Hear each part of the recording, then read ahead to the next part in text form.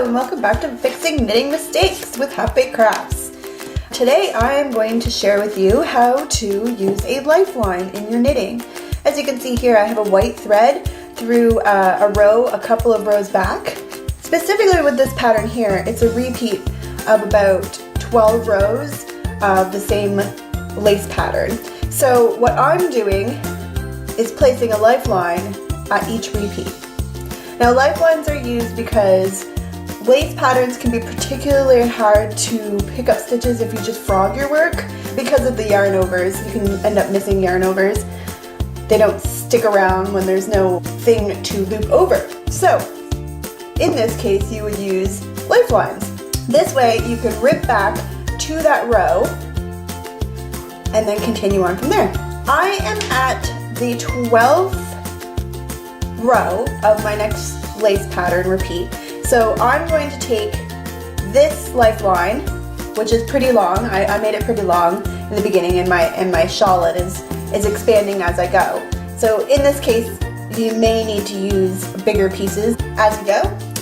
I'm just using a basic Lion brand off color from the colorway that I'm using to make the shawlette. So you just really kind of want it to be noticeable. You don't want it to blend in. So I'm using a white and I'm just using a yarn needle. So when you get to your next repeat, you can simply pull this out. So I'm just gonna pull this out from the other side here. Just like that. And there we go. So now I have no lifeline. That's pretty scary. For me anyway, when I'm working with lace. So I'm just gonna rethread this bit of sock yarn here that I have. Alright, and then simply all you're gonna do, and it's a little bit easier when you're using a circular needle, is to not miss any stitches and simply stick your yarn needle through every loop on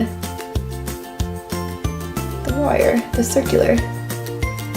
Or your circular needle, or your straight needle, or double pointed needles, whatever you're using. And you're just going to simply go all the way through.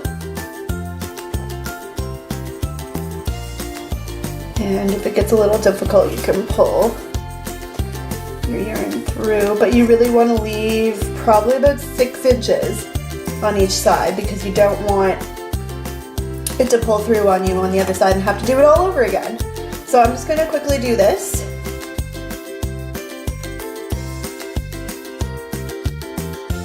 So I have pulled all the yarn through all of my loops, and now I have the white thread on the working row that I'm going to do. So basically with your next knit row, you just have to be careful that you don't pick up the white lifeline as well.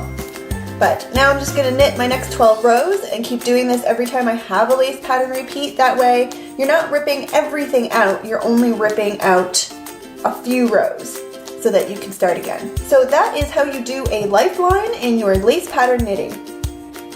I hope you enjoyed this video. If you did, hit the like button and don't forget to subscribe for more fun tutorials, recipes, and baking adventures. Keep calm and yarn on. Bye!